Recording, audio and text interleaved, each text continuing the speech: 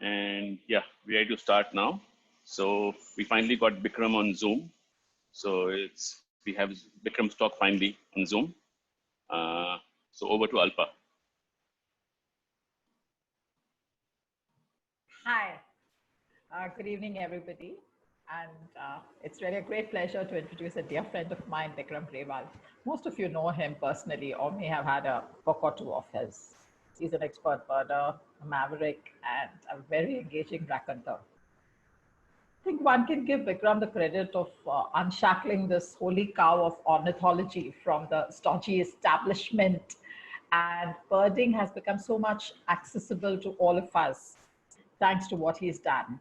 And I think if we go back in time, I think it's about maybe in 1993, Bikram, was it that you first published your book, Birds of India?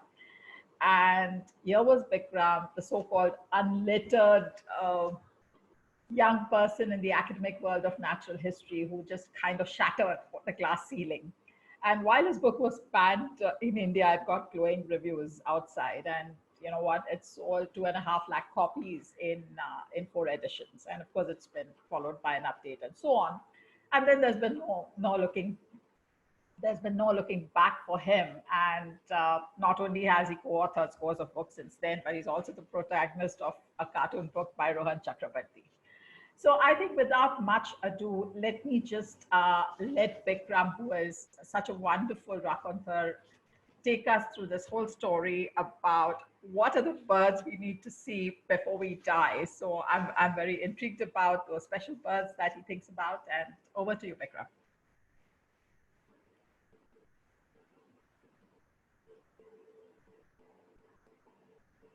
Said when I wrote my first book, I got hammered by the establishment. People said, who is this idiot, which is not far from the truth, who dares write a book when God is around, God being Dr. Salim Ali. And for 2 years, they knocked the sense out of me. I was really, really depressed. But the book kept selling, It wasn't a great piece of literature or anything, but it was the first book in India which had photographs and it was well produced. I was a publisher. I knew how to produce nice books. So anyway, the book sold. And finally I got fed up of the book. And it's like killing your own child. I killed that book. I said, this book will no longer be reprinted. So that's how we started. Shall we start the story of rare birds, where to see them, why to see them, what is rare, what is not rare? I just want to add that basically it's a very subjective thing. What is rare? You know, a bird might be rare to me, but might not be rare to, let's say, Savio Fonseca sitting in Goa, or Benanda Hathibarua sitting in Dibru-Saikwa, or Garima sitting in Bangalore. So, you know, it's a question of that. But most of the birds I'm going to talk to are the birds that most people haven't seen. Now, this could be because of location. It could also be that the birds are actually quite common, but you can't see them. The mountain owl, for instance, scops owl, the mountain scops owl, or the hill partridge, they're both there everywhere, but you can't see them. So with your permission, should I start my talk? Yes, Bikram, we're all ready. And can I request everybody to put their videos off, please, so we get enough bandwidth? Thank you. That's all. Well, Nick, just give me 1 minute. It might take some this thing. Yes, Bikram. It took us a month to get you till this point, so a few minutes now is fine. Okay. Just I think we're getting there, or we're not. Join. No, share screen in the bottom. Yeah. Yeah. Why is nothing happening? Nick, you'll have to walk me through this again. Okay. I've pressed share screen. And choose your PowerPoint there and just to share. Host disabled something, screen sharing. Host has disabled attender screen sharing. Just maybe it's the other people's screen. Okay, now do it. Press the button now. The host, yeah. इसको बड़ा करो. View में जाओ. View में. Full screen. Nick, are you all right? No, we can't see your screen yet. Then host disabled attending screen sharing. No. You really want to see me? Just okay. Karo. Just press that screen share thing at the bottom.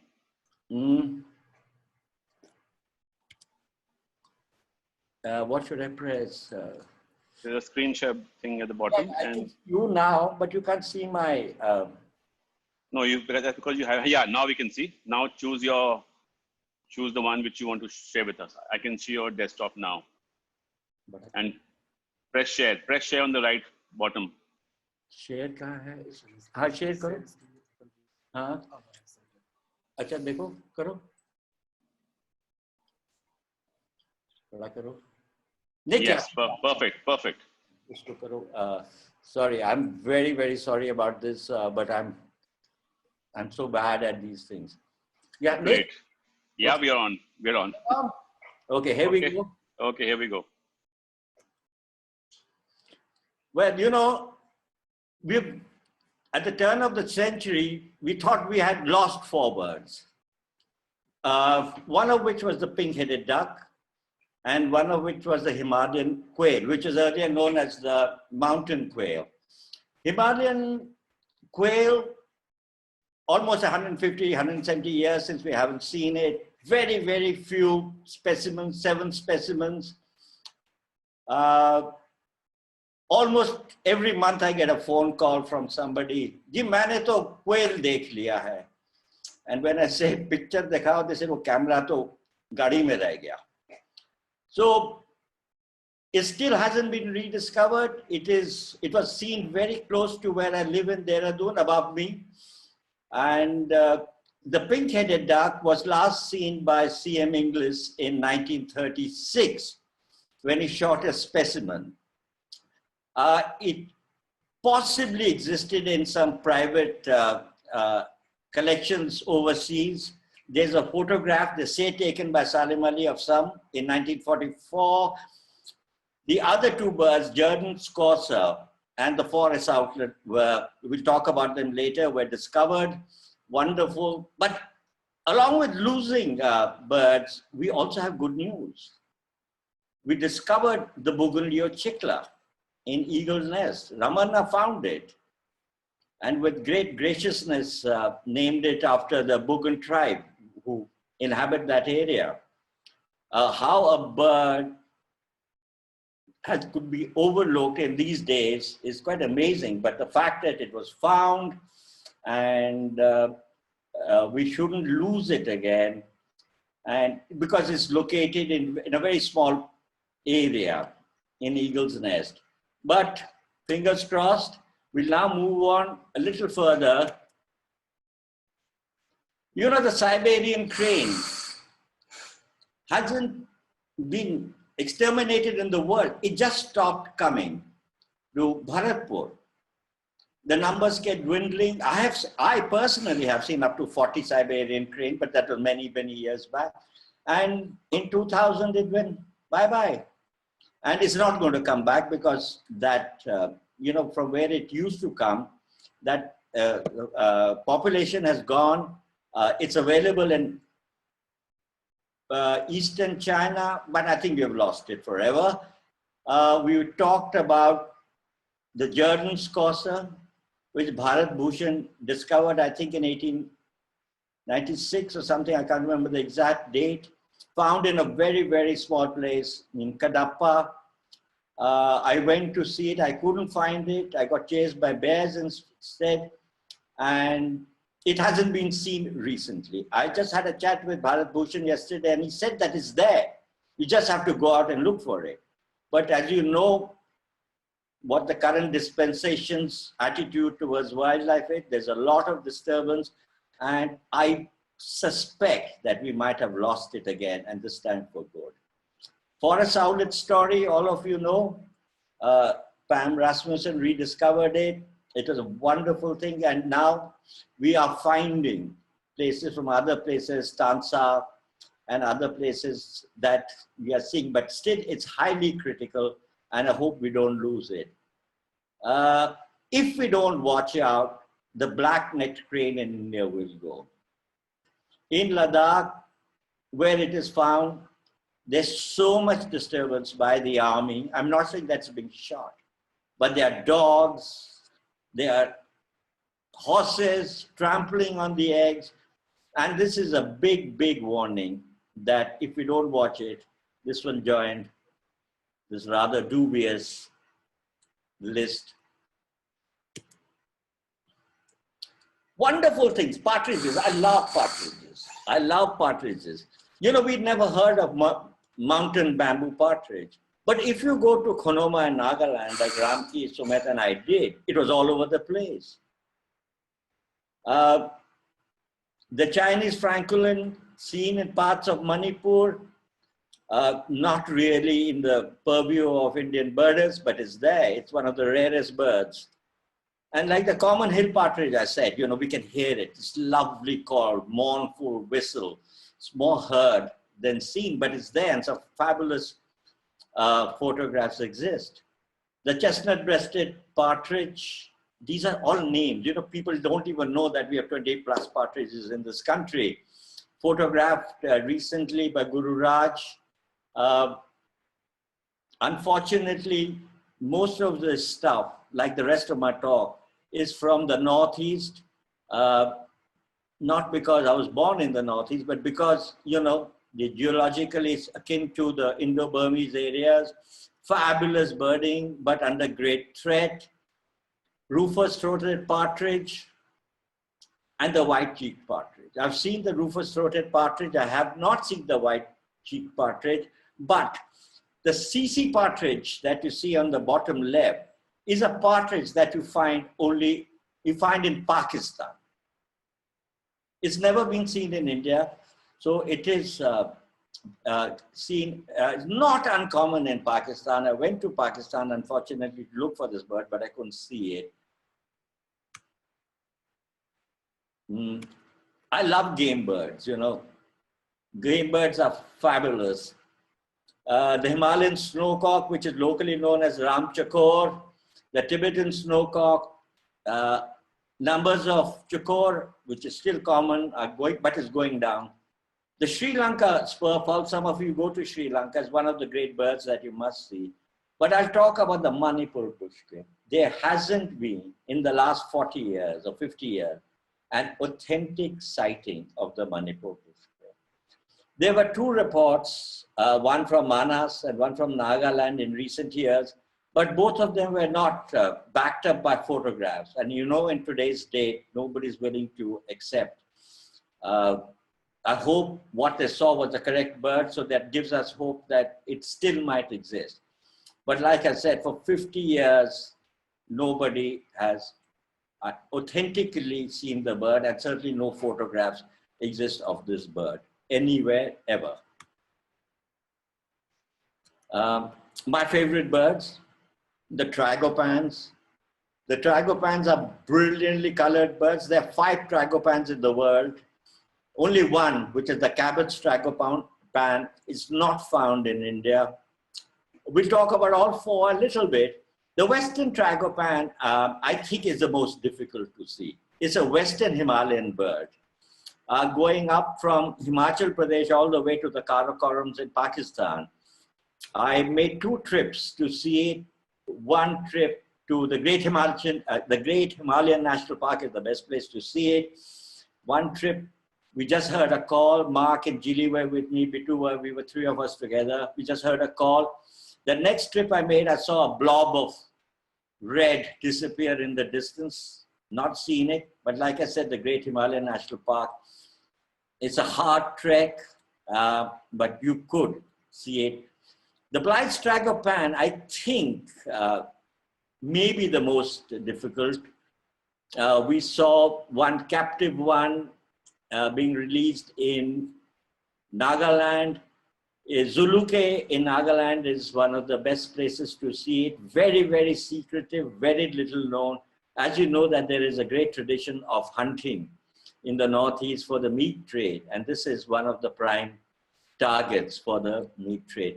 But it hasn't shown up in recent times in any of the meat markets, either in Dimapur or even in Kohima. So let's see what the future holds for it. Temminck's ragam, the most spectacular of all, with lovely blue wattles. The best place to see it is Eagle's Nest, around the Sela Pass area, Mandala in eastern Arunachal. People have been taking photographs, and recently I got a lovely, lovely picture. So I don't know whether it's threatened, but again, hunting is a big problem, and this could easily be one of the bigger victims of that malaise. Satyr, I think, is the commonest of all. I've seen it many places. I've seen it in Lava. I've seen it on the Sandakpur trek. I've seen it in Bhutan. I've seen it in Nepal. So I think this is one of the diseases. We saw it in Mishmi Hills recently.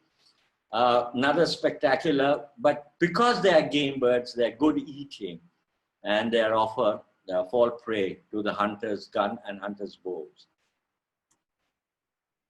We move on to the pheasants. Blood pheasant, best seen at Chelela Pass in Bhutan, Ramki, I, Sumit. We saw 70 of them coming out in a line. I thought the whole world's population had reached Chelela Pass. There are two subspecies depending on the Cruentus and Tibetanus, depending on the amount of red on its breast. Wonderful, wonderful bird, and of course the cheer pheasant. The best place to see the cheer pheasant is just beyond Sattal. Sumit and I went there, and so did a lot of others, and we found a couple of pairs. The numbers are going down.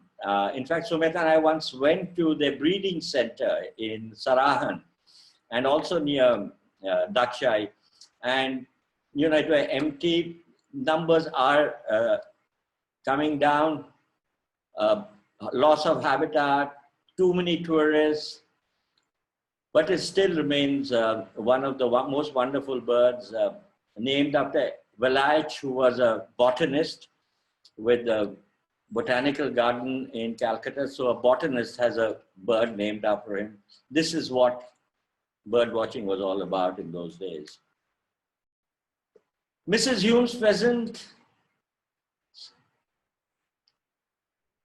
no recent records from India. Used to be the state bird of 3 of the 7 sister states. It's around, but you hardly don't see. Again, I think a victim of hunting. The Koklak pheasant, you can see in the western Himalayas, not infrequently. The grey peacock pheasant is another matter. It used to have a very wide distribution. I've seen it in Garo Hills. I've seen it in the best place to really see it is around the Digboy oil fields. The last one we saw was in Dihing Patkai.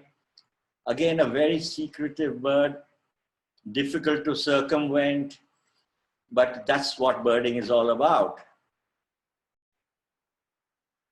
Green peafowl, extirpated from India. There are some records, Manipur mein hai, nahi hai.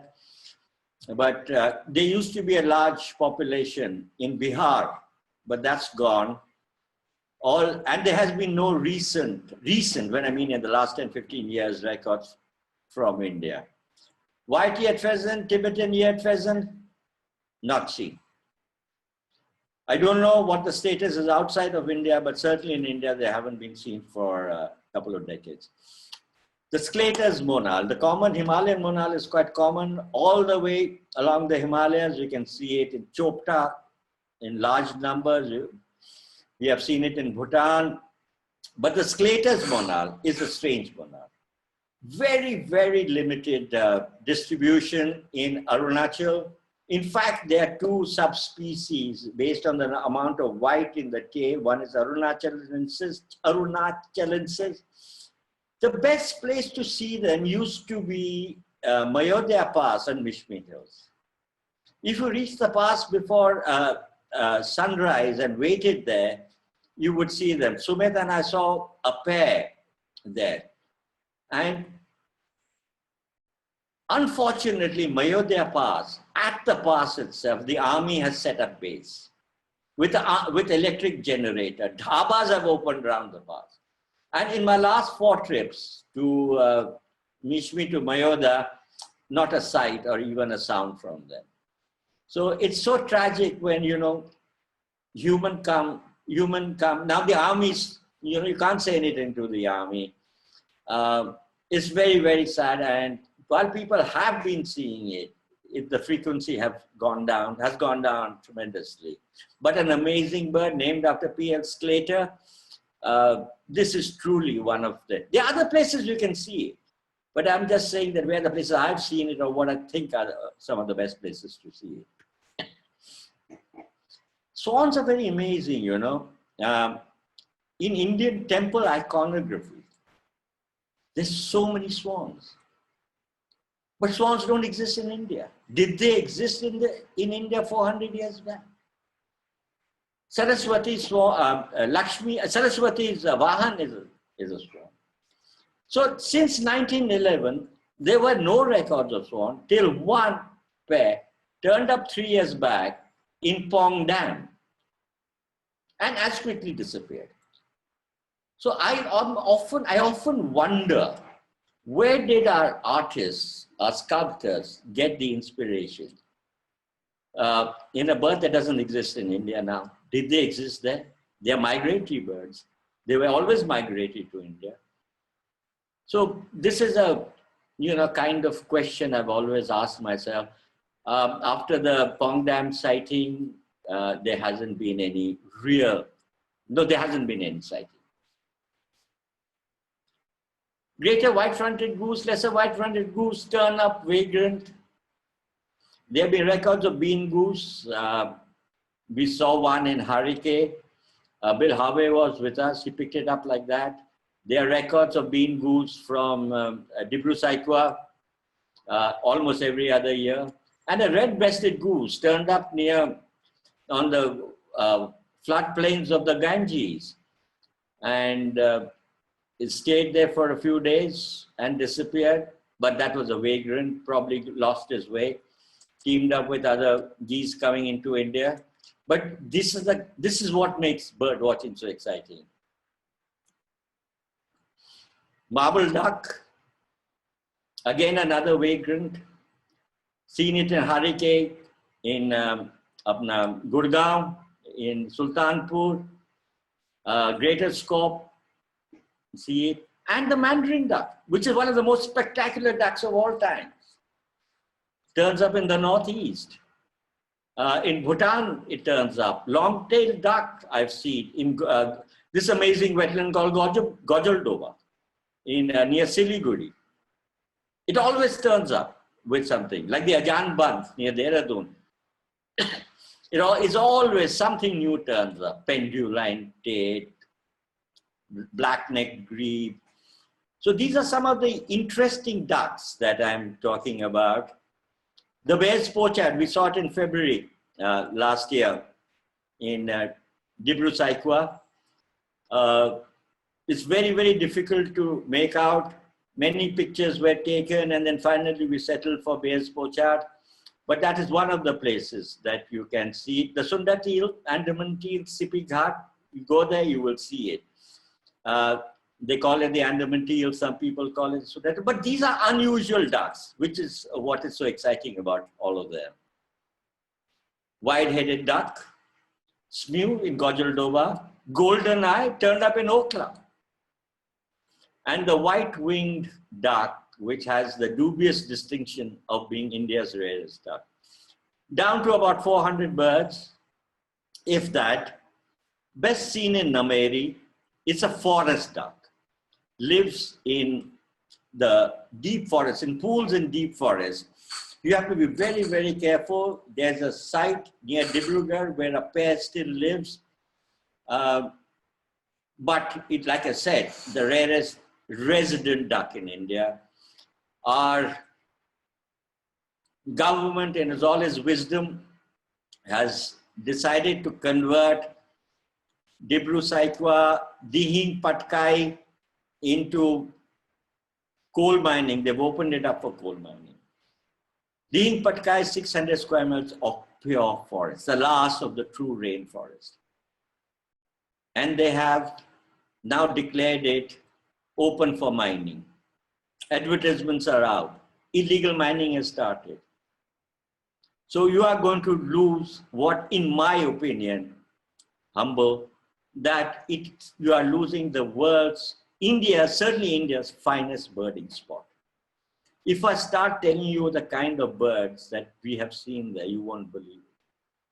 But we are fighting against it. I don't know whether we'll win. It's very, very difficult. I have not won a single ecological battle in my life, maybe other than the Amur falcons. But the Dihing Patka is gone. A lot of us are at it.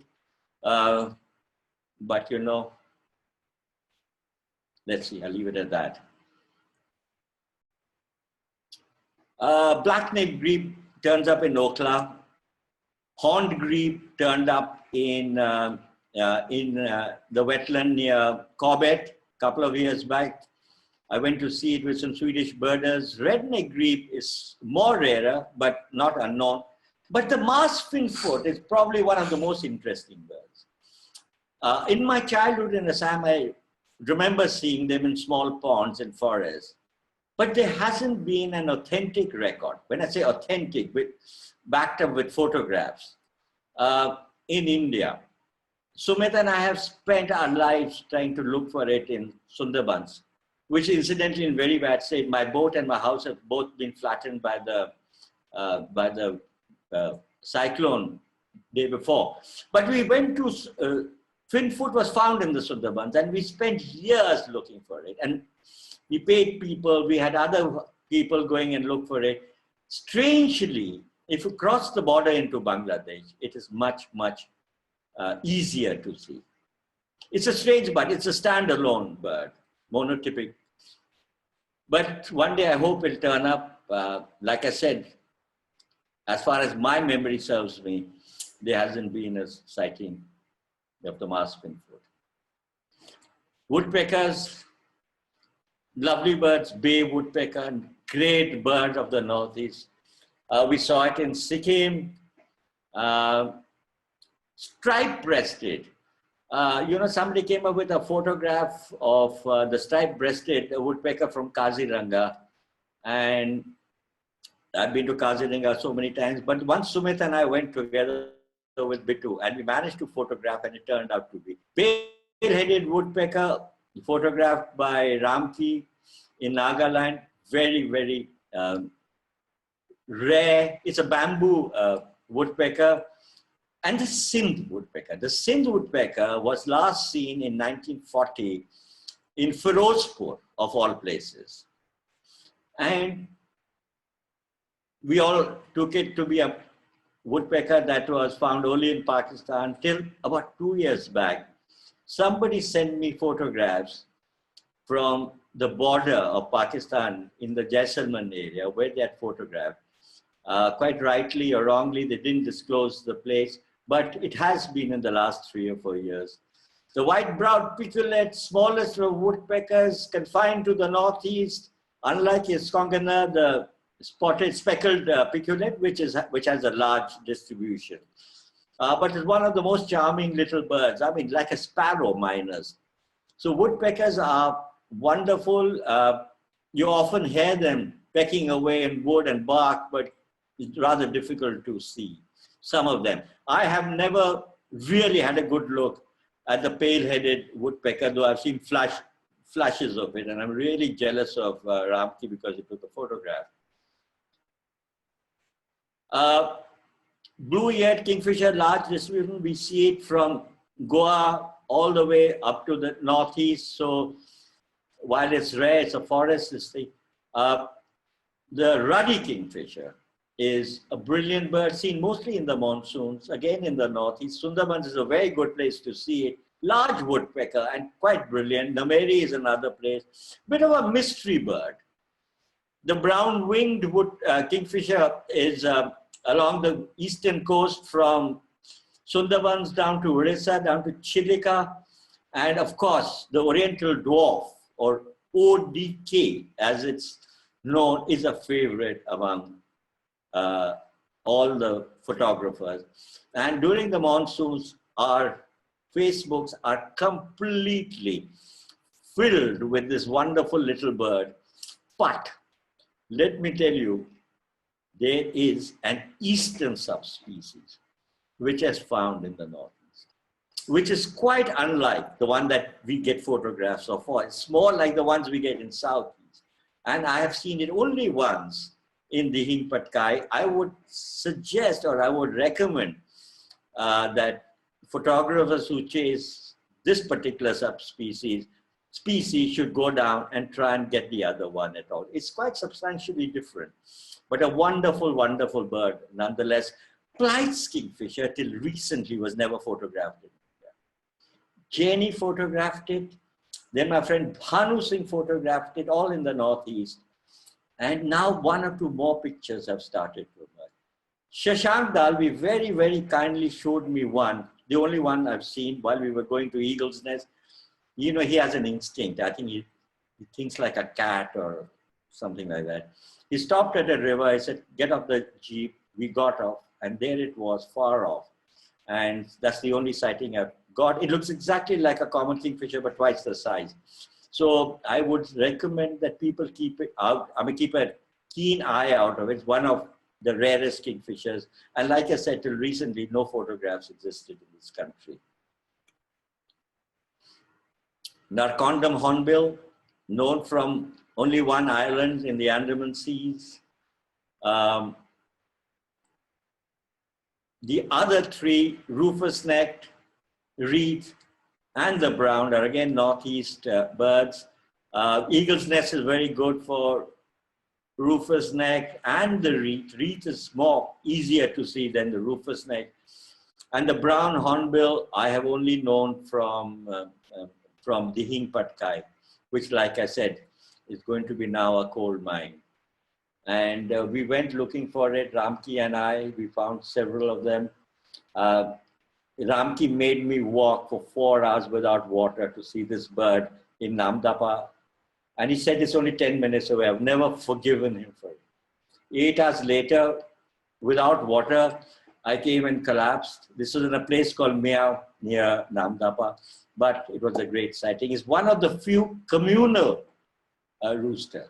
So it's not only does the mate feed it, but other members of the family help in feeding the female who was ensconced in a hole in a tree. Lovely, fabulous trogons. We get 3 trogons, red-headed and the Malabar, not uncommon, but not easy to see either. But the rarest of all of them is the Ward's trogon, named after Ward, who was a great plant collector. In the Northeast, wrote some fabulous books on that region, discovered the blue poppy, and the 2 great places to see it is in Eagle's Nest.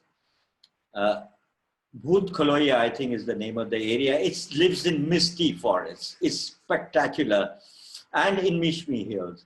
In fact, when Panchami and I were, and Avinash were together, and Vaidehi were together in Mishmi Hills, one specimen came and sat on a branch 10 feet from us and stayed for an hour.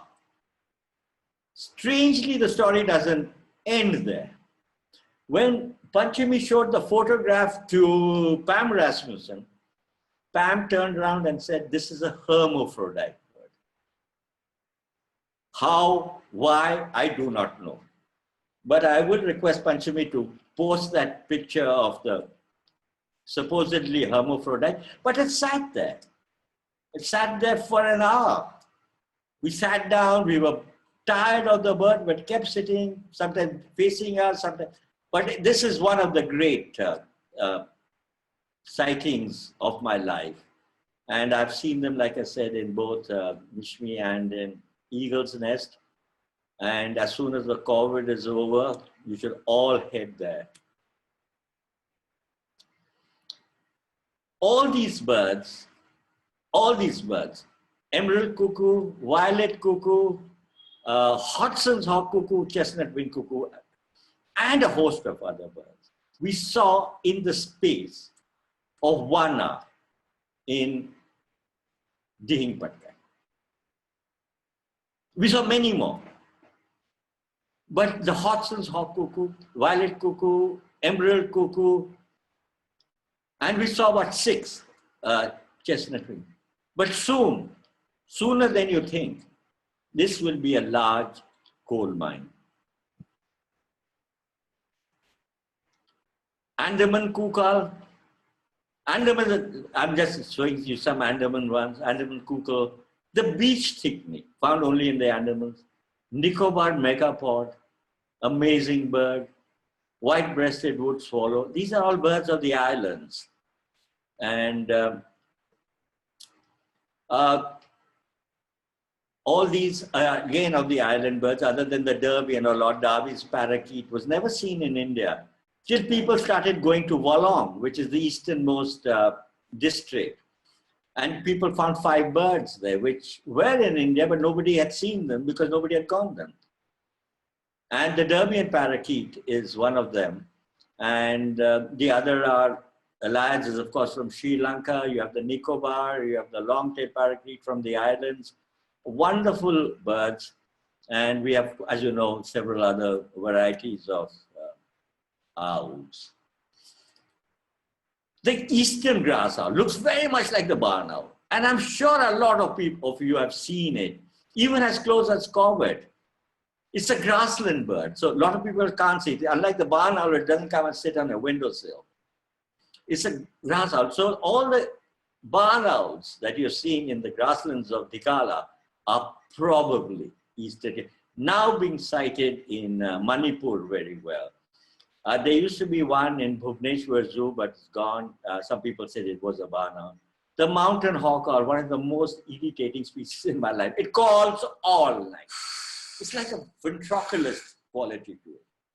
Very, very difficult to go and actually pinpoint it. Dushyant, Rahul, and Khushbu Sharma have recently taken some pictures. Humes and Andaman hawk owl are, and the island owls, not that difficult to see if you know what to do, but the long-eared owl is very interesting. Recent records photographed by Ramki in the Kutch area. Sarwan has also recently photographed it, and a record from Ishmi Hills. The short-eared owl is now, you know, everybody has photographed. But the longest, so where is Mishmi Hill? 2,000 kilometers in between to Kutch. It's a migrant. Where did it migrate to Mishmi from? Another mystery of the birding world. Oriental bay owl, Delhibird again. I'm sorry to keep going back to Delhibird. You have the Sri Lanka bay owl. Thattekad is a great place. When you go and see the Oriental bay owl, we have to be very, very careful of elephants. Lovely, lovely bird. Some new photographs of chestnut backed owlet is a Sri Lankan bird, and the scorps owl. There are various types, collared, oriental. So, but these are lovely owls. In Gurgaon, on my gate, I saw an Indian scorps owl last week. In Gurgaon. So it's fascinating. The boreal owl is a very rare owl. We'll talk about it later. We've already done this, haven't we? Great-eared nightjar. I thought it was a mythical bird. I've seen it twice in Nagaland. Large distribution. Arippa is in Kerala. It's a good place. My friend P.V. Viju takes pictures. Sykes nightjar is again being photographed. I've seen it in Hareke. I've seen it in Gujarat. But my favorite bird of all times is Hodgson's Broadbill. For many years, a picture didn't exist. Then Peter Lobo took one in Nepal. And then it turned up, people started hearing, I think Shashank, the great Sherlock Holmes of India, started hearing the sound in the lower portion of Eagle's Nest, and then found it. Later it was found in Mishmi Hills.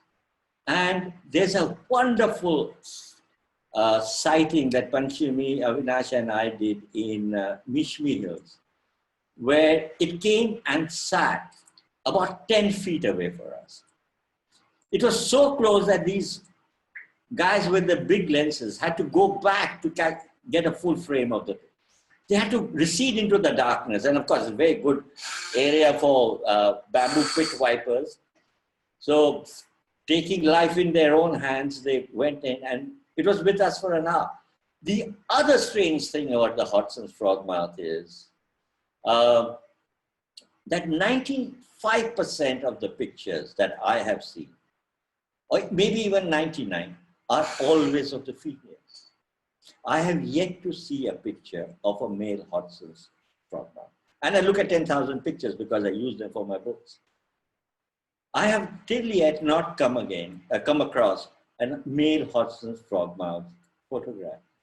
Unfortunately, when in the last 3 trips to Mishmi, it has almost disappeared. I'm not saying it's gone extinct. We look for it. There is so much disturbance. They're building a dam. All of Mishmi Hills, all of the Wadi is going to be underwater in 5 years from now. So they are broadening this road. On that road, let's say from Roing to Mayodha Pass, you see 3 cars. You used to see 3 cars. They're making it 6 lane because they have to carry huge dam building equipment. So that area is gone. The pale blue, the hill blue flycatcher, Hodgson's frogmouth, sapphire, and millions of laughing thrushes, all gone. And every time I go there, I cry even more. Imperial, Pied Imperial of the islands, Nicobar pigeon again from the islands, and the lovely capped pigeon for which a photograph didn't exist. Till I think Ramki took some in Simlipal or 1 or 2 others, Nair took some. And then of course, a great birder from Bhubaneswar, Panchami, while doing a walk in Ekambra, the Kanan Herbal Garden in Bhubaneswar, finds that's the best place to see it. I mean, it was a mythical bird. Even now it's difficult to see. But in the heart of a bustling town, this bird was seen. And I went there. She very kindly took me there. She and Mamta Parmar took me there and they showed it to me. And amazing. The yellow-eyed pigeon it used to be called Salara. It's called Salara in Punjabi. And my father once told me about this pigeon called Salara. He says, "Wo mabi sunta nahi hu." When he was alive, he told me that when they used to come, the branches used to break with their weight. The yellow-eyed pigeon, or Eversman pigeon. And Hariki used to be behind the Gurdwara, the only place that we could see it. They've gone from now because there's so much building in the Gurdwara, and the only place that you really see it with some kind of confidence is Tal Chappar. Really rare, slightly sort of looks very similar to the feral pigeon, but has a yellow eye, which is how you identify it. Little bustard and the great bustard, no recent records for almost 60, 70 years. The Bengal florican and lesser florican both reduced to less than 400. Very much in the departure lounge. One of the places in Rajasthan near Ajmer where you see the lesser florican, the government has not even declared it a wildlife sanctuary or a reserve forest. It's in the fields. I used to be on the wildlife board of Rajasthan, and every meeting has to raise this question, but isko kuch karo to sahi, regulate it. And then I got kicked out, and nothing has been happened. Manas and Kaziranga are very, very good places to see Bengal florican. But again, on the doorstep of death. Little birds, Andaman crake, corn crake, which turns up, spotted crake turns up in Maharashtra, little crake in Kashmir, and the black-tailed crane. I mean, it's an amazing, it used to be called ewes crane. And Sumit and I saw it in one of our early trips when we were going to handle the borderland Manas problem. We saw it there and it was lovely. Now, a lot of people. And I remember seeing it in Bhutan on the way from the airport in Paro to our hotel. The river runs on the right of the road and we stopped them and we saw this. We also saw in about a 15-20 kilometers, about 70 ibis bills. Because they don't kill birds in Bhutan. They are much, much braver. Spoonbill sandpiper, as I recently told somebody, was seen 3 or 4 years back in the Sundarbans. Again, all of Sundarbans is gone. These are basically vagrants, phalaropes, red-necked stins, pectoral. The spoonbill sandpiper won earlier record from deep down on Point Kalimeh, one from, let's say, Chilika, and then from Sundarbans. But if you go to Bangladesh, eastern Bangladesh, you see them in one island.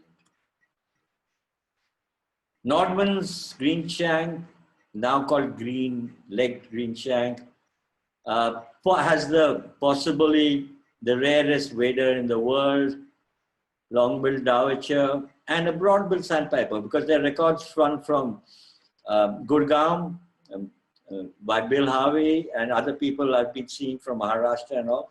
So I think it's a problem of identification rather than commonality.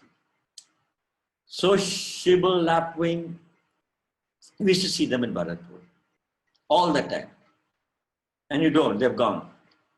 Luckily, they've discovered in Afghanistan and that area in the Middle East a breeding population.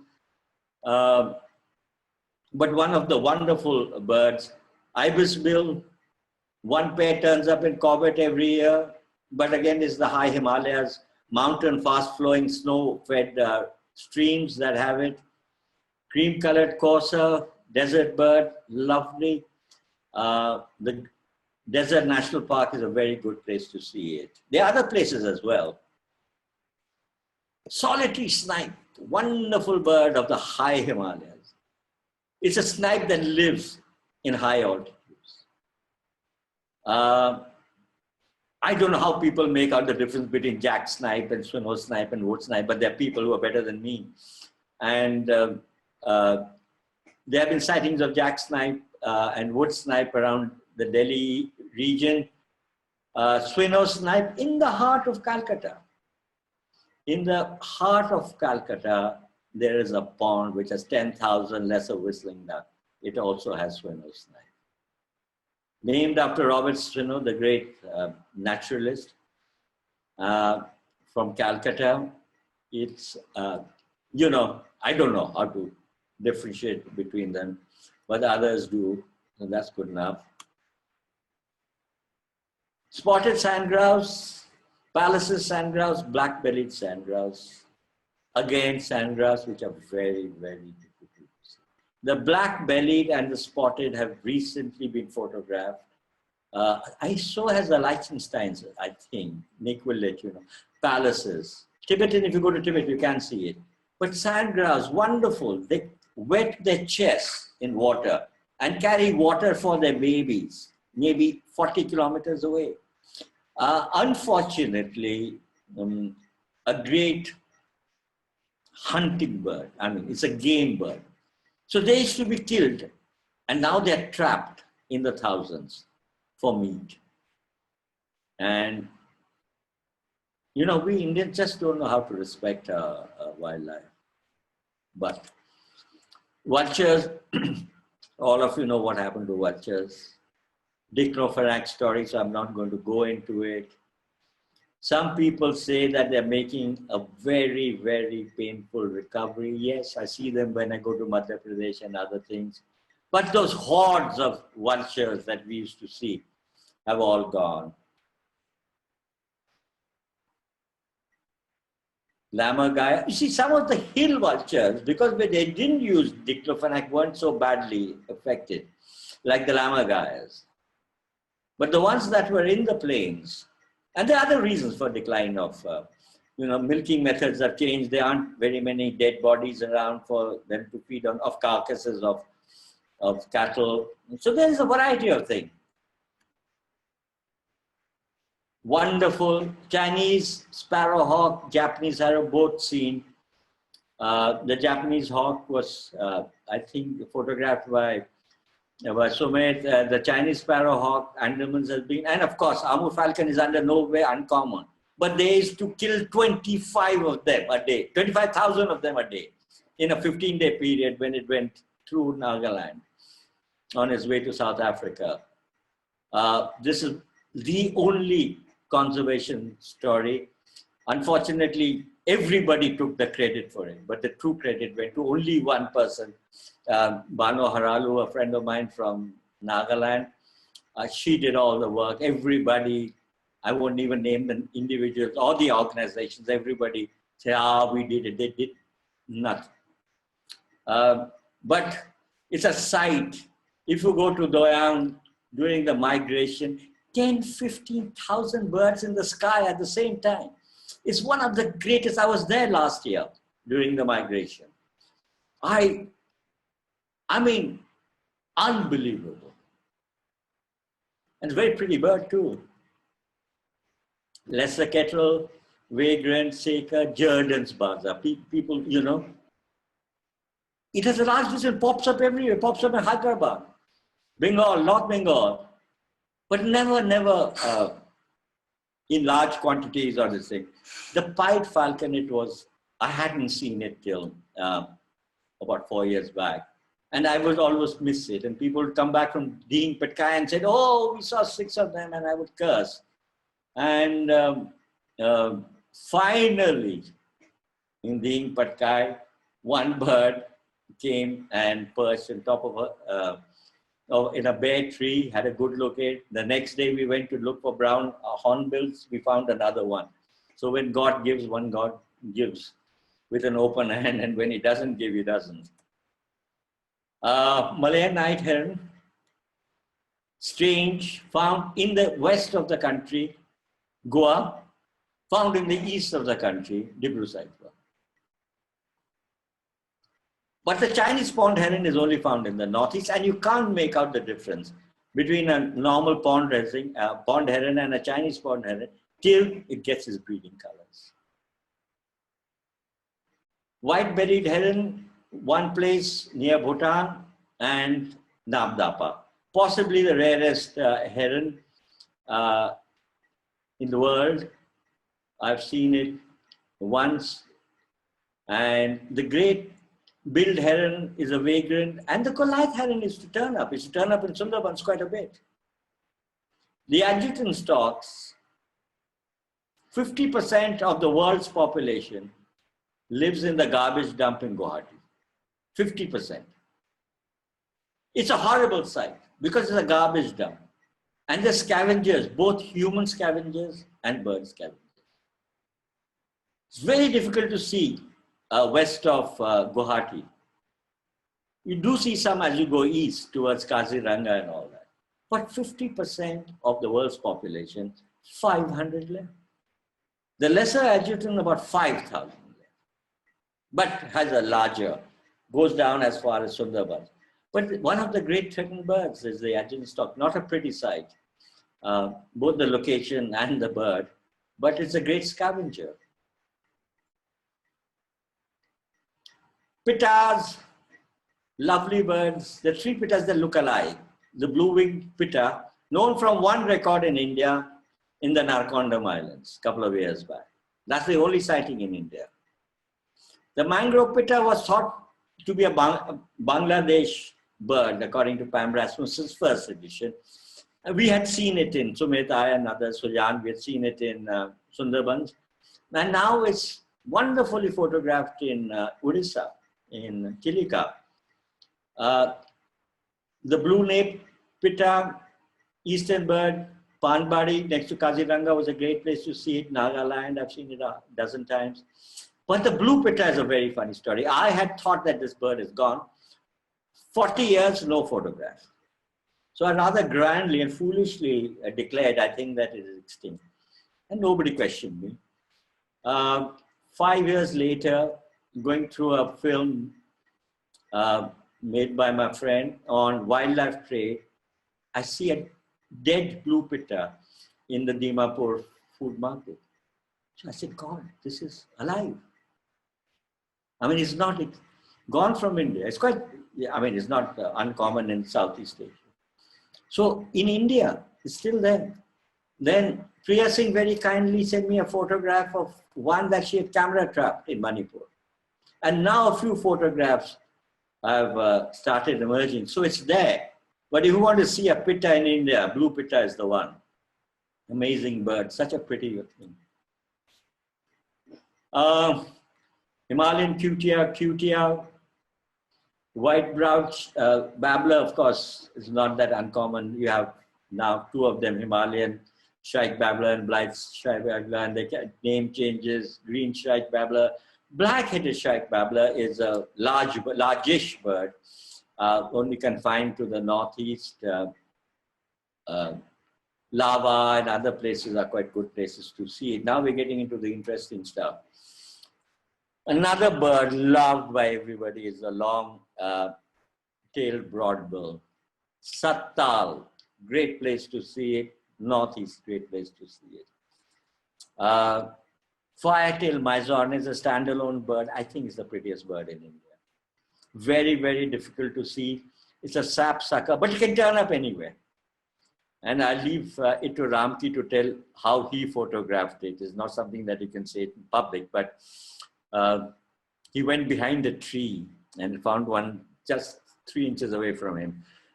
The reason I have put the silver-eared Mysia in this is that for willy-nilly, I had never seen this bird in my life.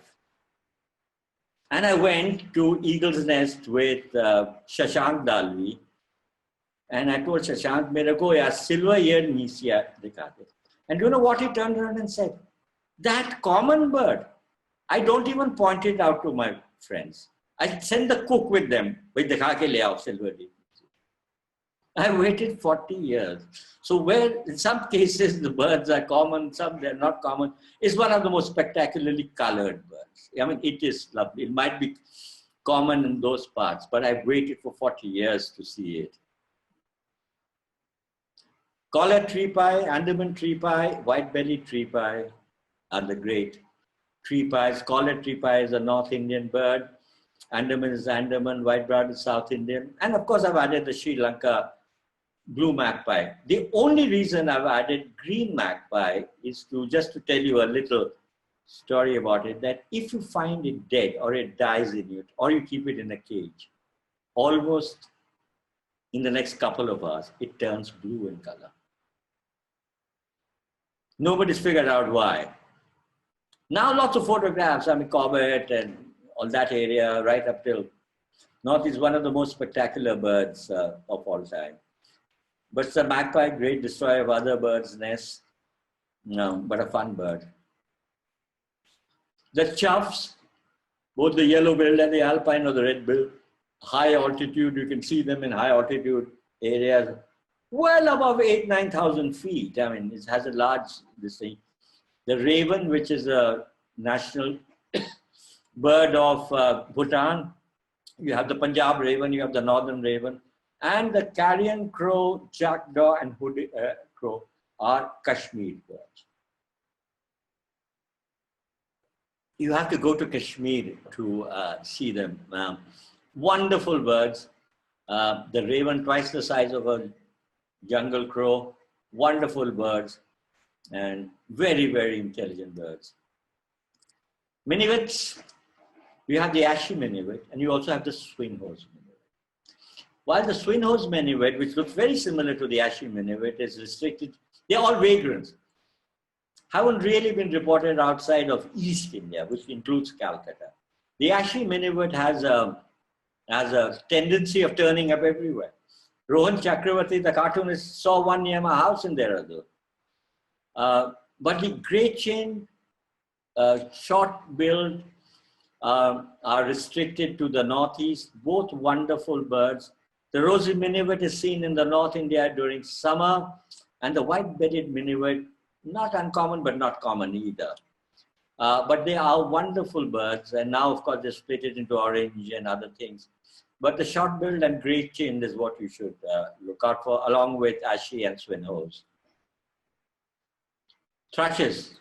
This is Garima Bhatia's favorite family of birds. I can't make the head or tail between them. The Siberian thrush, which I think she photographed in Dhanolti, Garima did.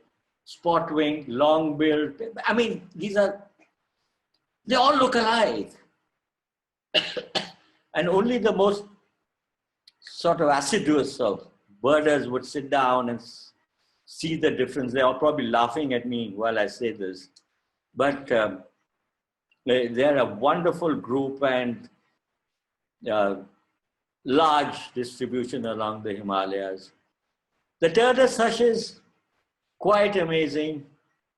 Gray-sided thrush, chestnut thrush, of which there are two. One is Gouldai, which was not supposed to be found in India, but Sumit and I just photographed the Gouldai subspecies in the heart of Dibrugarh. You see the black-throated thrush all the time, but the red throat is much, much rarer, so keep a lookout. Kessler's thrush, recently photographed.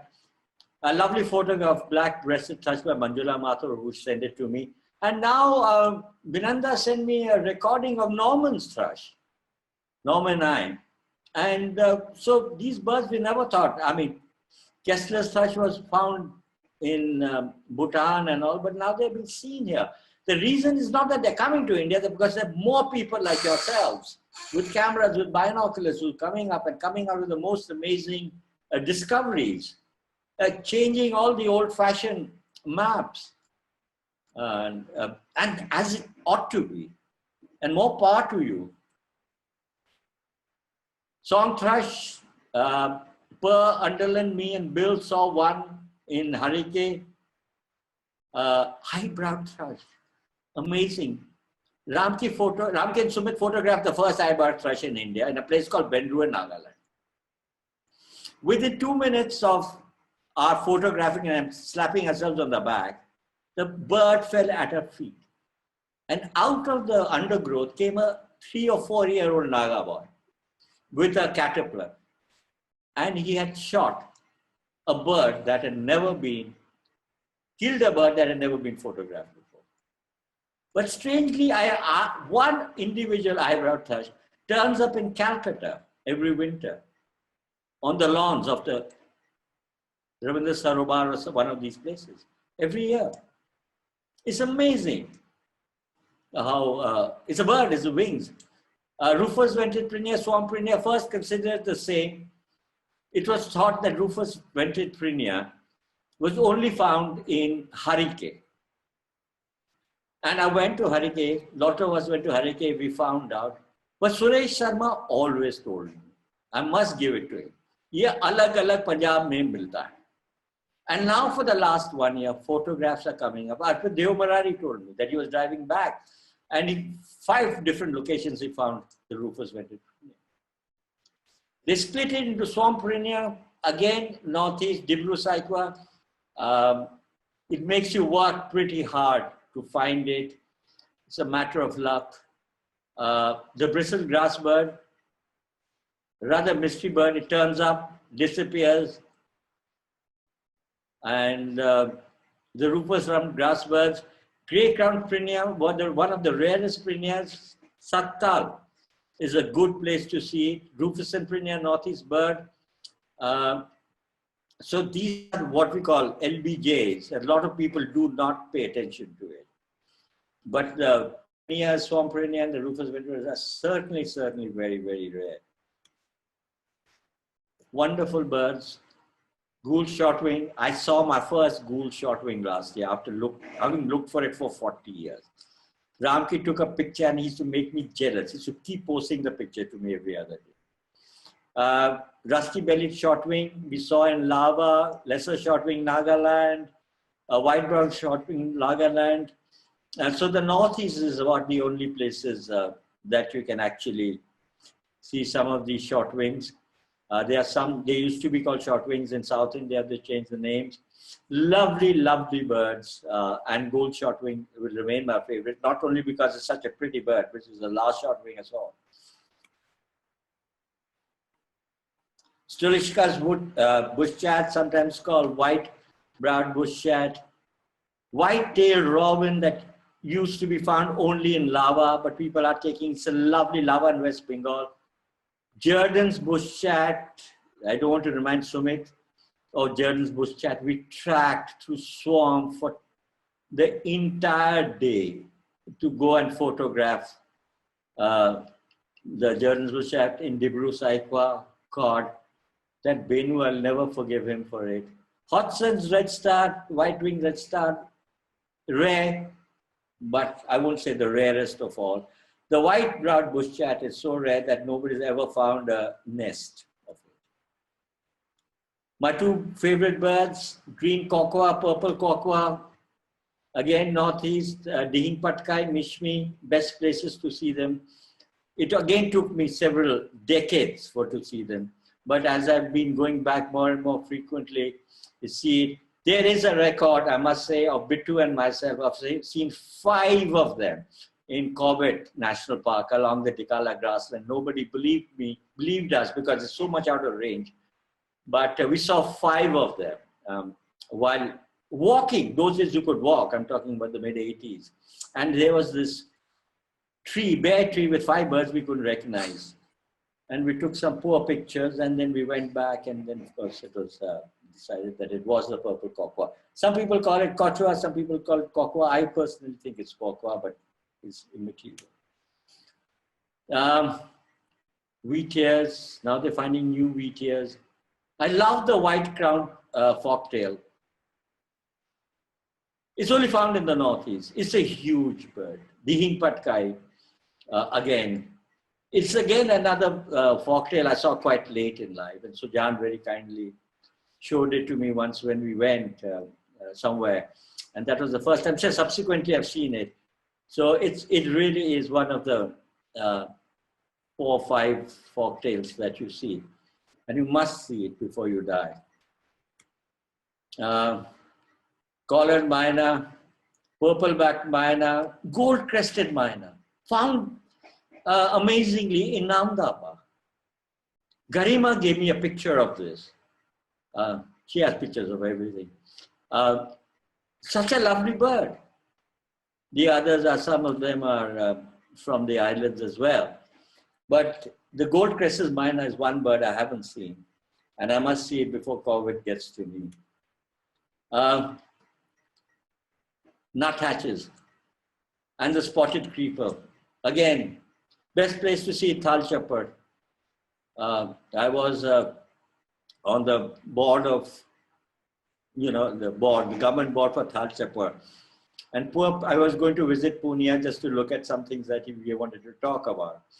And he kept a guard for 24 hours to follow this poor little bird so that Saab would come and see it. I was so embarrassed, but we did. We could see it earlier in Bharatpur and all, but Thal Chapar now is among the best places to see it. Beautiful nuthatch, again shown to me by Shashank in Eagle's Nest on the last day. He was very, very silent. I kept saying, "Yaar, wo beautiful nuthatch." He said, "Ha, ho gaya." And then, of course, at the right moment, took me to the right tree, and there it was. Subsequently, I've seen it in Mishmi Hills a number of times. But the Kashmir nuthatch is only found in Kashmir. And I think the most interesting nuthatch is the chestnut vented nuthatch. It's called Sita nagaensis. And it was in Kanoma that at the end of Kanoma, we found some pine trees. And our great hero, Shashank, said, "Chestnut vented nuthatch isi mein milega." And 10 minutes later, there it was in all its glory.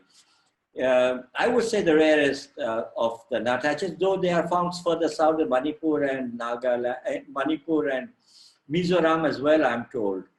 But they're wonderful. Kashmir, I have never seen. I have tried. The white cheat is there. White tailed is quite common. And so has the velvet and rufous. But the white-cheeked is Himachal bird. You see it around Chehel and Simla and those parts. Wonderful little things. Sultan tit, I remember I was so excited when I saw it. We were in near Siliguri, Gorumara forest, and we were surrounded by bison or gore. And Sumit was with me, and he said, God, what shall we watch this bird or run for it? It's also rather bad for elephants. White-throated tit, Dhritiman photographed it. Fire-capped tit turned up in Delhi, near Delhi. It's amazing how things, I mean, everybody in Delhi went and photographed it. Bulbuls, some common, some not common. Grey hypocoleus is a bird that migrates to a certain area in Gujarat. Black-headed bulbul, striated bulbul, crested finchbill, yellow-throated bulbul, humpy is the place, but I saw it first in Tumkur. Thanks to Bangalore birders, M.B. Krishna and others took me to Tumkur to see the yellow-throated bulbul many years back. The Northeast, again, is a great place for bulbuls. I'm going to hurry it up because my time is coming up. Laughing thrush. On the right, up you see the brown-capped laughing thrush. We were in Konoma. In Nagaland, they have a great tradition of building huge edifices and then abandoning them. In the middle of nowhere, they built a parking lot for 200 cars. There's not a car in sight. It's abandoned now. But it's turned into a great birding hotspot. And off we went. There were 4 of us, Sumit, Shashank, Ramki. And they said, will you come up? There's a climb, which is almost vertical. And these 2 guys, dressed like monkeys with 1 apple and half a bottle of water, started climbing up. Sumit and I, not being heavy-chested men of action, decided to stay back. In the evening, Ramki returns with the first photograph of a bird called the brown-capped laughing thrush, which has not been reported since 1951 by the Salim Ali Ripley survey of what they call the South Assam Hills. Those times it wasn't broken into smaller states. It was known as, they were part of Assam. He took the first photograph. Since then it's been photographed not very many times. But Konoma is the place. Black-faced laughing thrush, common bird in the Northeast. It sort of replaces the variegated laughing thrush of Western Himalayas. Greater and lesser necklace laughing thrush, lovely birds with big necklaces. Chestnut crowned is now being split. There's the Assam laughing thrush. Chestnut crowned is also, you know, there are different subspecies, but it's probably the commonest, other than street laughing thrush, which I don't think is a laughing thrush, but is a babbler, in the Western Himalayas. But this brown-capped laughing thrush is a great bird. Mustache laughing thrush, again photographed by Ramki for the first time. Rufous vented laughing thrush. Red-faced Liochicla, lovely, lovely bird. Colorful, not that rare, some of them. Neither is the spotted, though I've only seen very few of them. This, the yellow-throated laughing thrush, is an amazing place. Shashank and Ramki went off to the remotest part of India, which is called Pungro, on the Burmese border, through all kinds of snakes and leeches and all that. And Ramki photographed the first yellow-throated laughing thrush. Then other people have Soma rang me up. Soma Banerjee, she couldn't photograph a flock of about 30 striped laughing thrush. Konoma, the great car park is where I saw it. Wayanad laughing thrush from the south, and the rufous-necked laughing thrush, which is quite rare. You actually only see it around the Digboy oil fields. But they're wonderful. The noises they make are perfect. Oh, another great family. The wren babblers. There are many wren babblers, biggest skulkers because they can't fly or they fly very, very badly, a couple of yards. So they have all sort of evolved into peaceful species, like the Naga wren babbler, which is recently discovered. Does not leave the Nagaland Valley. The Chin Hills doesn't leave Chin Hills. It's another new split.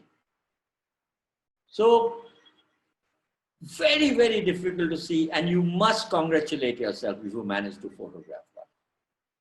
Mostly from the northeast, the Naga, what we call the Nepal wren babbler, which used to be thought to be an endemic to Nepal, was discovered. Nikhil was there, Bill Harvey was there. In my garden wall in Voltaire in Dehradun was the first place where we found the Nepal wren babbler, and the Nepalese were very unhappy with me for taking away one of the endemics.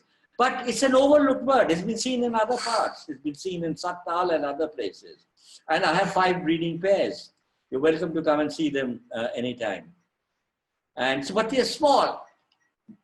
I mean, what we in South India say, kutti birds, small ones, and so skulkers, such skulkers, and absolutely amazing when you see them. They have a bigger one, Sikkim wedge-billed babbler. They used to call them wren babblers, but they don't. They have the Sikkim, they have the Kachar, Mishmi, best place, and these are some of the others. Nepal, Naga, Chin Hills, Mishmi. These are all recent splits. Naga, Nepal, Mishmi, and Chin Hills. These were known as Sikkim wedge-billed and Kachar wedge-billed, but they keep going name changes. Somebody calls them chevron-breasted, somebody calls them zebra stripe, God knows. But they're wonderful birds to see. Babax, spiny babbler, now Nepal's only endemic. I'm told Jenny photographed a snowy throated babbler, but I have not ever seen a photograph of the snowy throated babbler, leave aside seeing the bird. Gay throated babbler, I've seen pictures, I've seen them myself. And the marsh babbler was the bird that gave me the biggest trouble. We had to crawl on our haunches through reeds for 2 or 3 hours to see it. And you never see the bird full. Sometimes you see the tail, sometimes you see the head, sometimes you see its back, sometimes you see its wing, and mentally you have to put the bird together, picture it together. Along the river, around the Saikwa River in the grasslands. Bar wings are lovely birds, not very rare. I really like them. Fun birds.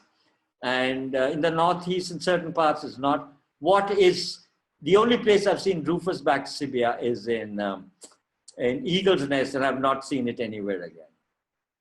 So it's quite an interesting bird. You also have the beautiful Sibia. You also have the red-necked, long-tailed Sibia. All birds of the northeast. And the scimitar babblers. Spot-breasted scimitar babbler. We were going from Konoma to Bendru, and suddenly our friend Shashank said, stop the car here. He's never been before in his life. He's never been to Nagaland in his life. He says, stop the... And within 10 minutes produces a pair of spot-breasted scimitar babblers. How in this long drive he decides that this is the place that looks, I will never know. But all I know that we saw a pair of spot-breasted scimitar babblers. Peak-breasted, I've also seen Konoma is a good place. And of course, a wonderful red-billed and the coral-billed. And the strange slender-billed scimitar babbler, how it doesn't impale itself, I will never know. But these are wonderful birds. I'm just checking the time. It's 8 o'clock. Let me hurry up a little. Rufous-winged fulveta, rusty-capped fulveta, euhenas. Some you get stripe-throated, you get whiskered unite, you get in Western Himalayas. The rest are unfortunately birds of the northeast, so we have to go there to see it. Tessias. Chestnut-capped tessie I've got in my garden. Sleety-bellied I've seen in the northeast, and so have the yellow. And the wonderful tit babblers, which you have to climb high mountains to see. I don't think I have it in my fate to see these birds. I'm sorry, I was talking about the parrotbills that Shashank told me. Lovely parrotbills, black-breasted parrotbill, best seen in Manas, best seen in Dibru Saikwa. Black-throated, quite common. We have seen all of them everywhere. I'm sorry, I made a mistake. I was talking about the spot-breasted parrotbill that Shashank showed me on the way to Benru. I'm getting old. Lovely, great parrotbill, which I've seen once in Bhutan. Brown is common. Best places to see it are the highest point in Eagle's Nest. Gray-headed parakeet. Once I was with Ramki, we saw 50 of them coming one by one by one in the lower part of Eagle Nest. Sunbirds, lovely. I love the flower peckers, orange-bellied, scarlet-back, good sunbird, fire-tailed sunbirds. They bring so much joy into our lives. Scarlet finch, trumpeter finch, green avard. Best place to see it in Mount Abu, white in Himachal, linnet in Himachal. Bullfinches, the gray-headed bullfinch is found only around the lava area in a small part. And of course, the rarest of all is the orange bullfinch of Kashmir, which I recently saw about 2 or 3 years back. Flycatchers, though, no end to it. Hill blue, we used to see it in rowing. That habitat has been destroyed by trucks, building, increasing the road. Large Neeltawa, vivid Neeltawa. The vivid Neeltawa has now recently been photographed in India. Wonderful birds. There it is, the vivid Neeltawa. Yellow round flycatcher, vagrant, turns up in Gujarat, turns up in Madhya Pradesh, and Grandala, the great blue Grandala of Sela Pass and other high altitudes. Grosbeaks, lovely. You can see the collared and this thing even in the Western Himalayas. The rest are in the Eastern Himalayas. Just lovely birds. Rose finches, God knows there's so much. I'm dying to see the 3-banded rose finch, which I haven't seen. But gold mantled and streaked and Blanford's are quite difficult to see, but can be seen. And that comes to the end. Thank you very, very much. You know, us friends, Zeiss, offer a binocular harness and a Zeiss cleaning kit to somebody who answers this question. I would suggest that you take out your phones and take a photograph of where you have to submit your answers. They will send their answers to me and I will then choose one of you to receive this. The question is very simple. Please, for your own sake, don't try to go to Google and cheat and find out. Learn from your own knowledge. Which owl is known from a single record from Himachal? And when? Submit your answers to Zeiss binoculars. Thank you. Nikhil. Thanks, Bikram. That was so fascinating. The whole journey was so fascinating. So we've opened up the chat now. So in case somebody has any questions, we'll take questions now. Can I put this thing off? Yeah, put your screen share off so you can see you then. Oh, goody. Alpa? I can see you. I can see you. Yeah. Hi, Alpa. Hi, Bikram. It was just amazing. No, it was amazing. I think in these COVID times, you really took us through a very rich journey of armchair birding. And you know, who knows, for the next 6 months, that's all we're going to have. And so it was really 1.5 hours of completely captivating, glued to the screen, so to say. You are very kind. I don't believe you, but you are very kind. No, I always speak the truth. So I have very much opinion on the subject. Yeah. So you know, we're going to wait for some questions, and maybe Nikhil, till the time we are waiting for questions from our viewers, is it okay to ask some questions to Bikram from my side? Yeah, sure. Go ahead, Alpa. Okay. So Bikram, one of the refrains in your talk this time was your lamenting about the habitat loss in a lot of places, and especially in the Northeast, where, as you said, that either for security purpose they are widening the roads or they are building dams and so on and so forth. So what do you see as the future of birds going forward, especially in the Northeast? Well, what happens in the Northeast is, unfortunately, it's got 80% evergreen forest. If you go to the Northeast, you can't even get off the road and enter 3 feet. It's so dense. Right. And being Patkai, I can give you a guarantee that I will take even the most ardent birder and in one day give you 5 lifers, 500 lifers. In 50 lifers, 5. In a 7-day trip, I'll give you 150 lifers guaranteed. Oh, and it's okay. It's difficult conditions. There's leeches, mud. They say. Now they've already done it. They have declared it as a coal mine. yes. 600 square kilometers of the finest forest in this country. Forget birds. It has 10 rare cats. Yes. From snow leopard to everything. They don't care. And similarly, they are opening up, cutting down, they're going to bring underwater large dams for downstream. Arunachal doesn't get anything out of it. The benefits accrue downstream. Right.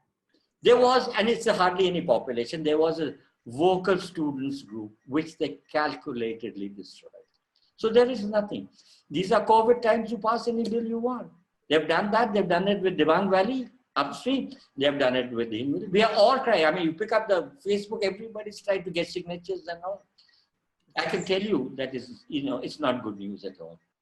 So one of the questions which Kalpana Chinchkere has asked is, what can we do to save the Patkai?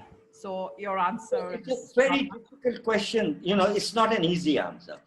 At the moment, join as many pressure groups as you can. I mean, I don't expect you to go to the Patkai and lie in front of a tractor or something like this. Very little.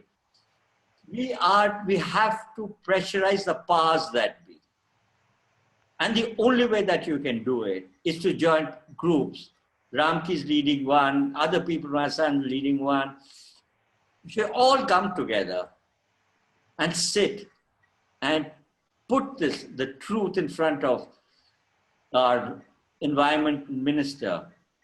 I can almost tell you with hindsight that you're not going to get anywhere. But if you're going to go, you might as well go down fighting.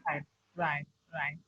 Okay, let me ask you a question, which is a favorite question of everybody. So here is Muthu Kumar, who is asking, what is your favorite bird?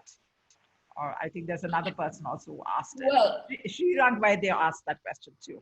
Yeah. It's like saying, who's your favorite child? Or who's your favorite parent? Well, there are all. But, I must confess that I'm very, very sort of fond of the small wren babblers because I can never see them. Eyes are gone now. And, when I see one, I get so delighted. And they're so secretive. And, the joy that goes through me when I see one, I would say, yes, that would be. But of course, everything else is true.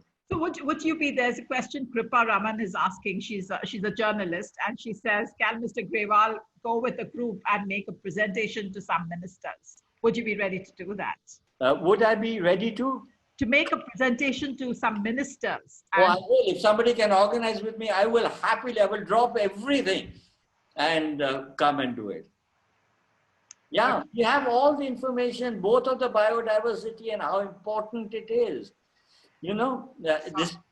Listen, I would go so far as to say that if there was one place in this country which was the most important biodiversity, for a number of things. You can say that Desert National Park is very important for the great Indian bustard, but for a variety of both mammals, butterflies, trees, birds, the Patkai would be. It was so far away, people weren't going there. Right, right. So now there's Radhika and Saurav. Both of them are all very excited when you gave this magic number of 150 lifers in a week. Everybody's all charged up. So the question is that what's the best time to go and visit, and what is the best time? The best time to visit is a difficult trip. So you have to plan well. I'll be quite happy to help people, figure their way around. The rain stop only in about October. So October to March is the only window. Okay. In any case, if you go during the monsoons, you'll be bit to death by leeches. So October to March, I would say, is the best window. So it's not that difficult to do. I mean, it's not that difficult. Mishmi and all are much more difficult. Difficult, right. So tell me, Bikram, which are the 3 favorite birding places of yours in India? This is being asked by King Shook. Well, unfortunately, in terms of diversity of birds, it has to be from the Northeast. Yeah. Not because of anything else, but because, so I would say Mishmi Hills, which you can tie up with a trip. It's the same route. The Patkai, Eagle's Nest, Namdapa, these are, but if I would recommend people who are going to the Northeast for the first visit, do a soft landing, go and visit Manas and Kaziranga. You still get 100 lifers. Right. If you haven't been there. Every bird you see will be new a lifer to you. So, but if you're a hardcore birder, come to me, I'll work out an itinerary for you very well. But it has to be in the non-monsoon time. That's right. So I think there are a lot of people commenting. There's Seema Jyoti was saying it was a very informative, fruitful presentation, interesting with your narrations about the habitats. And you're a walking encyclopedia. You remember everything after all of these years. So I think one of the things which everybody is repeating is that they are really overwhelmed to hear of the Ding Patkai, becoming coal mines and losing such a rich habitat. And I think there's a lot of impetus and encouragement for you to take the cudgels and really fight for it. So I think you need to think about it. I think you'll have a lot of support from all your help. Yeah, I think people are ready to support, and of course, let us see how much time everybody is ready to spend. I'm going to ask you a question, Bikram. You used to be called the bad boy because of your having written the book, and you cocked a snook at the Biradari, And what would you call yourself now? Now that you're an older person from the bad boy, what have you now become? I'm an older bad boy. I was called a bad boy because I constantly got in fight with the establishment, with the wildlife department, with the BNHS, with, everybody take on. And so, well, I should say whatever I should say. I wasn't that discreet then. I'm not very discreet now. Yeah, I would say that, on the happier side, some of us really worked hard to spread bird watching as a hobby. Right. And I was one of the people who were involved in that. I am overwhelmed with both joy and awe and astonishment at the number of bird watchers we have in this country. It's a dream fulfilled. And people are coming in. Delhi earlier, we used to send cyclo-style sheets by postage saying that we are meeting in Okla. To go to Okla, you have to take 3 buses change. Now we have 4 different groups in Delhi alone, going to different parts of it. And every small town has a birding group. So that is one great ambition achieved. Other than that, we sit down, aging not so gracefully, writing books. You're going to stay forever young. But one question I wanted to ask you is, we have a saying that if you love someone, you must let it go. So I think one of the questions which was being raised, not so much in the last couple of years, but the last 10 years maybe, that there was a lot of overbirding and there were all the ills that came along with it, such as replaying the sounds, the calls, and so on. I think people have become a little more sensitive in the past couple of years, but do you have any advice to the very enthusiastic? A wonderful talk by Ashish Pitti a few days back. Yes. And in fairness to the bird photographers, there's a difference between a bird photographer and a bird watcher now. The bird photographer is looking for a perfect picture, which is within his. What he's doing willy-nilly is coming up records from places that we didn't know. That's right. But having taken a picture, he might put up a photograph of a crow and say, please ID. The old joys, like Ashish so succinctly put it, we used to take notes, we used to wait till the books were so badly colored, we used to then we used to put a question mark at the end of all of it, because we didn't. Those days are gone. But I think the vocal calling, calling of birds is still a bit of contentious issue, and is outside the purview of today's talk. Maybe in another day, we can take that up. But it became to a point that the birds weren't responding. Yes, absolutely. And then they came up with different calls, alarm calls. They play the call of a Himalayan collared owlet, because that spooks the birds. So, it went a bit out of hand, but I think we can't blame people. Somebody's come from Bombay, spent a year saving to come to a bird, and you don't see. It's just very tempting to say, "Yaar, thoda call baja do, dekhte hain. Kya hoga? We won't kill the bird," and all that. It's not that it didn't happen in our times. There weren't calls in our times, so they used to take stones and chuck it at birds and make it fly. So, but I think things are much more disciplined now. Thank God. Bikram, thank you very much. It's just been an Not at all. Evening. If somebody has any questions for me, if they send me a message by WhatsApp or Messenger, I will try my best to answer them. Oh, great. Thank you for having me. It was wonderful, wonderful. Thank you, Bikram. That was so fascinating. The whole journey was so fascinating. And thank you, everybody, for joining in. We have some great talks over the weekend, so stay tuned. Tomorrow, we have a talk by Rishi Sharma on snow leopards. And Sunday afternoon at 2:30 is Rajneesh Swarna. He's going to tell you about raptors, how to identify raptors.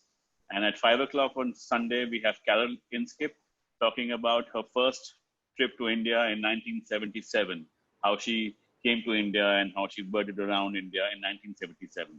So stay tuned, and bye, and thank you all. Thank you. Bye-bye. Bye-bye.